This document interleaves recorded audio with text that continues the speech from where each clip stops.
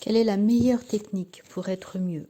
Peut-être améliorer son sommeil ou arrêter de fumer, maigrir ou arrêter une addiction. Est-ce qu'il faut utiliser la sophrologie, l'hypnose, le l'EFT, la psychothérapie, l'acupuncture? Quelle est la méthode qui convient le mieux? Bonjour à tous, je suis Véronique Chaput, sophrologue praticienne en hypnose et psychosomato-énergétique. Et il est bien compliqué de répondre à cette question car effectivement, quelle est la technique qui nous permet le plus d'avancer ou d'avancer le plus vite? En fait, il faut imaginer qu'il n'y a pas de bonne ou de mauvaise technique. C'est pas la technique qui va faire que la séance va être réussie, que vous allez vous porter vers quelque chose de meilleur, que vous allez arrêter votre addiction, que d'un coup vous allez mieux dormir. Mais c'est plutôt un ensemble de faits. C'est déjà la relation de confiance que vous avez avec le thérapeute. Qu'est-ce que vous allez oser dire? Qu'est-ce que vous allez retenir? Et effectivement, plus il va y avoir de rétention, plus ça peut mettre des barrières à votre évolution. Alors, il n'est pas question de tout déballer, tout et n'importe comment, mais quelquefois, on se dit, ben non, ça, j'ai vraiment pas envie de le dire. Et effectivement, peut-être que c'est pas le bon moment, tout simplement, mais c'est normal que des fois, ça permette de ralentir aussi le processus. Et puis surtout, quelle est l'envie, quelle est l'intention positive que vous avez d'avancer? Comment vous allez vous investir? L'idée par rapport à une technique, c'est d'y mettre de la conscience, d'être conscient que je reçois une aide, mais c'est une aide. C'est comme un tuteur pour un arbre. Si l'arbre ne met pas ses racines, c'est pas le tuteur qui va lui permettre de grandir.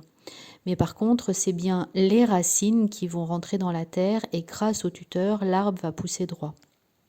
Et ben, faut imaginer une séance de thérapie ou une séance avec un thérapeute, ou que ce soit du massage, que ce soit de l'hypnose, que ce soit de la bioénergétique ou toute autre chose. C'est vraiment comment je m'investis, quel pas je fais moi, quelle part de travail je fais moi. Par exemple, on peut arrêter de fumer en une séance en hypnose, c'est bien connu. Mais par contre, si vous n'avez aucune envie de fumer, que vous venez juste de tester, et moi ça m'est arrivé d'avoir des clients qui, en sortant du cabinet, disaient, ben tiens, je vais voir si effectivement ça m'a bien passé et si je suis capable de fumer. Ben, je trouve ça juste stupide. On n'est pas là pour tenter, on n'est pas là pour voir ce que ça fait, mais on est là pour traverser l'expérience qu'à partir du moment où on sort du cabinet, on est non-fumeur. Est-ce qu'un non-fumeur aurait envie de fumer une cigarette juste pour voir si ça fonctionne? Bien sûr que non. Un non-fumeur, il sort pas le paquet, il n'a pas de paquet d'ailleurs, et il ne fume pas. Donc, à partir du moment où on a envie d'investir le rôle d'un non-fumeur, bah, on ne va pas fumer juste pour voir ce que ça peut faire. Et ça, c'est bon pour tout en fait. L'idée, c'est vraiment de se dire que on a une possibilité de changer quelque chose dans son cerveau, que notre cerveau, il a la capacité aussi, comme une pâte à modeler, de prendre une certaine forme.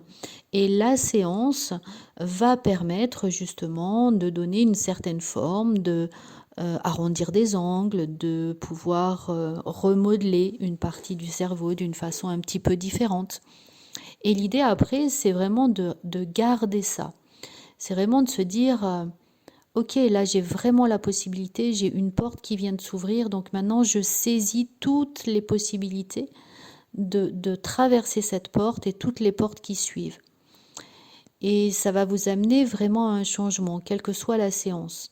Par contre, si effectivement vous êtes toujours à vous dire oui mais ça peut pas marcher, oui mais ça va pas marcher, juste parce que vous ressentez quelque chose ou que quelque chose n'est pas tout à fait comme vous voudriez, bah voilà, là ça rend les choses un petit peu plus compliquées et vous faites un petit peu marche arrière par rapport à la séance puisqu'on appelle ça de l'hypnose, de l'auto-hypnose en tout cas négative. Alors négative, c'est pas un terme que j'apprécie bien, mais c'est un terme qui permet d'être compris dans le sens que vous marchez à nouveau à reculons en fait. Et pour aller de l'avant, bah, on va bien plus vite en marchant en avant qu'en marchant en reculant. Voilà pour les techniques. Après, effectivement, certaines personnes vont apprécier un peu plus l'hypnose, d'autres un peu plus la sophro, d'autres vont être sur l'acupuncture ou la chiro ou l'ostéo. Voilà, en tout cas, c'est vraiment pas une question de technique. Vous pouvez l'observer aussi. Par exemple, beaucoup de personnes vont pratiquer la méditation aussi et observer les pensées qui arrivent, juste les observer, ne rien changer. Et puis d'autres vont aller plutôt en sophro parce qu'on va changer les choses, ou en hypnose parce qu'on va changer les choses. Et puis aussi, voilà, moi je vous disais tout à l'heure, moi j'ai une petite préférence pour l'hypnose, j'adore l'hypnose humaniste parce qu'on est vraiment dans une part de soi que l'on peut faire évoluer. Et ce travail des parts, voilà, c'est une hypnose où vraiment on peut communiquer avec les différentes parties de soi et je trouve ça juste génial à faire et à ressentir et ça permet une évolution. Voilà, mais c'est une partie des techniques et puis il y a d'autres choses que je vais faire plus en EFT ou plus en sophrologie et des fois je vais associer les deux. Voilà, tout simplement parce que ça semble important pour la personne. Donc tout est possible, tout permet de faire évoluer votre problématique et l'idée c'est vraiment de vous investir là-dedans. Voilà, j'espère que cette vidéo vous sera utile, qu'elle vous donnera des idées aussi pour pouvoir avancer. Voilà, n'hésitez pas à liker, à partager bien sûr à un plus grand nombre et à vous abonner à ma chaîne si vous voulez continuer à recevoir les différentes vidéos, les différents thèmes. Et si vous avez des thèmes qui vous tiennent à cœur, n'hésitez pas à me les transmettre pour qu'on en parle ensemble. Et je vous souhaite une belle soirée.